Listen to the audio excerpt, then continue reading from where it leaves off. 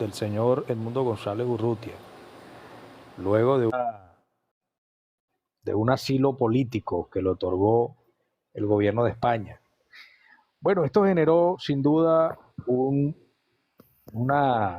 un conglomerado pues, de opiniones encontradas en redes sociales. Estuvieron hasta en horas de la madrugada haciendo en vivo. Yo dije, no, yo no voy a decir nada, quiero hacer un live más en frío, más pensando las cosas de forma más serena, porque definitivamente los ánimos de los venezolanos están muy con la revolución arriba. Y entonces a veces opinamos un poco más con las vísceras que con lo racional. En todo caso, bueno, aquí está nuestro profesor Calimero, Joan López, que siempre nos da luces al respecto y vamos a hablar justamente de este tema. Y por allí creo que viene Giuseppe también. Giuseppe. Mira, profesor, bienvenido. ¿Cómo estás? Profesor. Hola Hernán, hola Eh, audiencia y bueno, este, a ver, una situación complicada, ¿no? ajá. Entiendo que también es un golpe al hígado, un gancho al hígado de Mm, digamos, del humor político venezolano, digo, en tanto sentimiento, emoción de los venezolanos que aspiramos y apostamos por un cambio de gobierno, ¿no? Que además esto que voy a decir no es un capricho, sino que es una necesidad cambiar del gobierno, ¿no? Después de 25 años, por muy bueno que haya sido el gobierno, que no lo es a todas luces, es necesario, me parece, cambiar, ¿no? Ahora, yo tengo muchas interrogantes, Hernán, mm. demasiadas, diría yo, ¿no? ¿Cómo es Le ha seguido Sí, sí, claro, desde anoche estoy atento a la noticia.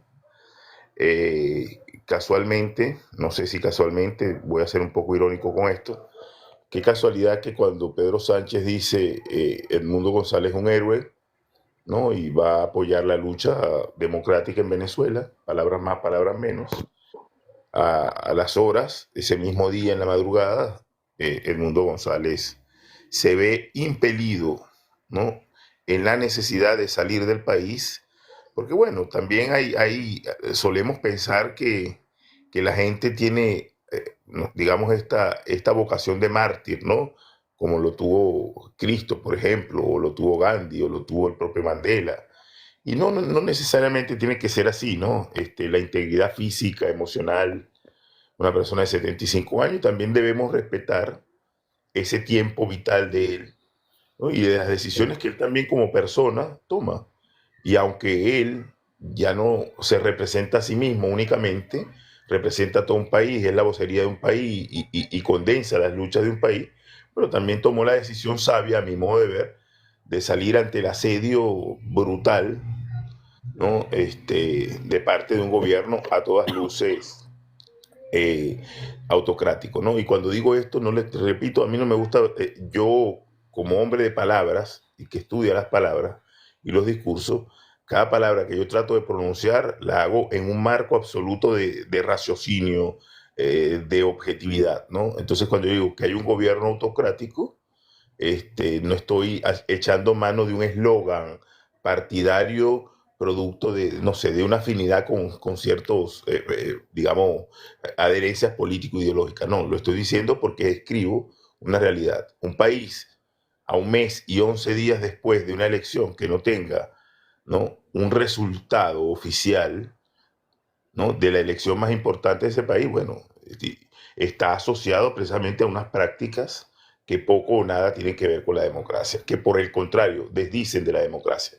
Entonces, esta situación con Edmundo González Urrutia, sin lugar a dudas, pone la lucha en otra dimensión, ¿no?, la reubica, la coloca en otra dimensión, para lo cual habrá que tomar otros recaudos, otras estrategias. Recordemos también que Edmundo González es diplomático, es decir, que se mueve bien en esos escenarios. En Venezuela estaba muy limitado su Ujú. movilidad física y por supuesto su movilidad política estaba bastante limitada, por no decir que estaba cercenada, pero además con constantes amenazas. Desde el día 29 de julio, este señor, es interesante también, es un dato, este señor pide asilo, ¿no? Todo bajo cuerda en la embajada de Países Bajos. ¿Y por Ujú. qué? Ahora, ¿por qué? ¿Por qué este señor tendría que asilarse en la embajada de Países Bajos? Porque en un país democrático eso no pasaría. ¿Qué delito cometió al 29 de julio? Supongamos que después se comió a los niños crudos, ¿no? Y mató gente y qué sé yo, y se volvió loco. Supongamos, para ser tremendistas, ¿no? En esto. Supongamos que después se comió un montón de niños crudos y, no sé, mató a las monjitas. Pero el 29, ¿por qué tiene que una persona en un régimen democrático asilarse en la embajada de Países Bajos? Entonces ya tú por ahí dices, bueno, algo está pasando, algo está fallando en el marco democrático de Venezuela. Y esto no es de ahora. O sea, venimos hablando de la constituyente, fue una barrabasada, ¿no? Ese mamarracho jurídico político que se crearon a partir del llamado el 1 de mayo de 2017 a una constituyente. Y bueno, todo lo que derivó en eso y todo lo que pasó. Por cierto que el fiscal que tenemos hoy viene de esa constituyente y ya tiene su periodo vencido.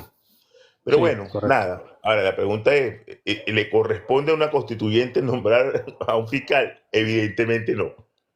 Pero bueno, estamos Pero viviendo ¿qué una sigue? manera ¿Qué de sigue? coito. ¿Qué crees que va a seguir a partir de este momento, No profesor? sé, como Oscar? siempre te digo, Hernán, es que hay tanta imprevisibilidad, la teoría política no te da los elementos para hacer seguimiento. Yo te pudiera decir eso en un país como Colombia, como Argentina, que son países con instituciones más o menos, ¿no?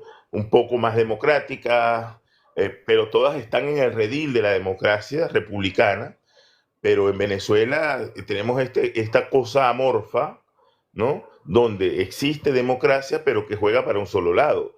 ¿Para quién juega el fiscal? ¿Para el país nacional? No, juega para una parcialidad política. ¿Para quién juega el contralor? ¿Para el país nacional? No, juega para una parcialidad política. Que por cierto, el contralor es un coronel, debo decirlo también, ¿no? Y es un contralor encargado. Sí, bueno, entonces, ¿de qué estamos hablando? Pues, ¿cómo viene la cosa? El ministro de Interior y Justicia es Diosdado Cabello, que también es militar. En fin, esto, por cierto, es un rasgo muy común. Por ejemplo, en el fascismo, esto lo dice Emilio Gentile, que es el mejor lector del fascismo vivo todavía. Emilio Gentile debe tener casi 80 años.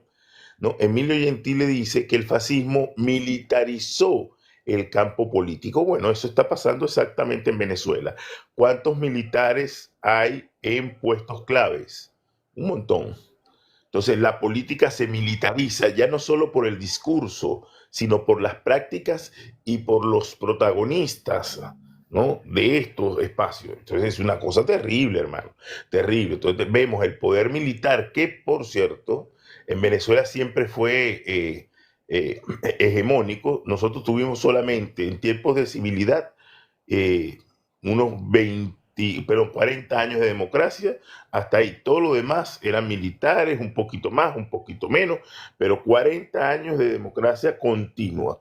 De resto, bueno, caímos en otro militarismo, pero además un militarismo con un sentido muy corrupto de la política y bueno, es lo que estamos viendo. O sea, yo no sé qué va a pasar. Creo que el Mundo González va a moverse con mayor agilidad en el exterior, con muchísimo mayor agilidad, va a poder hacer contacto, va a poder hacer negociaciones de tipo diplomáticas, y María Corina se queda en Venezuela, bueno, en un marco de agitación, que por cierto, cuando digo agitación es perfectamente válido como lo utilizaban los guerrilleros en los 60, agitar, ¿no? Agitar, llamar a la conciencia, llamar a la protesta, ¿no? Llamar a reclamar por derechos. A Venezuela le quitaron el derecho al voto. Hoy repito, independientemente, es más, voy a lo que voy a decir, independientemente del resultado, ¿no? Hoy los venezolanos no tenemos un resultado de una elección. Sí, esa es la realidad. Entonces yo creo que la batalla, el juego no está trancado, ¿no? Me parece que hay otros escenarios. Otra fase. Es difícil. Yo pongo siempre el ejemplo de Lukashenko en Bielorrusia y de Putin en Rusia. Es difícil salir de regímenes democráticos y liberales, como dice Zakaria, ¿no? Los regímenes democráticos y liberales, hay que poner el prefijo y liberales, juegan, se hacen de la democracia, se logran coser un traje a la medida y a partir de allí, bueno, ejecutan todo. Es decir, la democracia sí funciona, claro que funciona, pero funciona por un solo lado, igual que en Nicaragua. Y en Venezuela pasa así, o sea, romper con eso ha sido difícil. En Bielorrusia está desde el 96 el señor, ¿no? Tiene 28 años. Putin está desde el 2000, tiene 24 años. Y Ortega en esta segunda fase está de 2007, si mal no recuerdo. O sea, estamos hablando de un montón de años, ¿no? Bueno, ¿cómo salir de eso? Hay diferentes formas, ¿no? Buscar y apostar a la ruptura de la coalición por dentro, al interno del metabolismo del chavismo, que haya fracturas, que haya ruptura. Eso todavía no se ha logrado. Me parece que está muy bien cohesionado, no es una estructura totémica completa, está muy bien cohesionado y no solo por lealtades, me parece que ahí la cosa pasa por otro lado, ¿no? Y creo que tiene que ver con complicidades. Yo hacía un ejercicio especulativo, repito, un ejercicio especulativo a propósito de esto de la complicidad, que ya no se trata de no soy leal porque tenemos un proyecto, no, aquí se trata de no, mira, yo estoy con este y muero con este porque me tiene una foto. No, yo muero con este porque me tiene un video donde me vio que me están entregando la plata. Sí, yo no justifico, o sea, no se justifica que a esta altura un tipo como Petro, Lula o López Obrador todavía estén deshojando la margarita y en una zona tibia diciendo, bueno, hay que ser un poquito más respetuoso con la democracia, Nicolás. Nicolás, muestra las actas, Nicolás, no, no, no, yo creo que hay que asumir posiciones más fuertes, subir el Qué tono, sería una posición más fuerte, profe? ¿Romper romper relaciones con relaciones con Venezuela? Venezuela, porque no es un país democrático. Digo Venezuela, digo el gobierno venezolano, romper Ah, relaciones de plano, condenar el acoso a los venezolanos y condenar la ruptura del orden democrático al tú cercenar el voto como el mecanismo de la democracia. Tú estás cercenando un elemento estructural y estructurante de la democracia que es el voto. Entonces, si tú no condenas eso, como lo han hecho muchísimos países, entonces tú lamentablemente estás dorando la píldora. ¿No? Es como que, no sé, un delincuente, no, él no es tan delincuente, él es más o menos delincuente, a veces comete un error, no, no, acá no se cometieron errores, acá se cometieron acciones deliberadas para usurpar funciones, en el caso del TCJ-CNE, pero también para quebrar la voluntad popular expresada en el voto, porque hoy no sabemos quién ganó las elecciones de hace un mes y 11 días. Un mes y 11 días.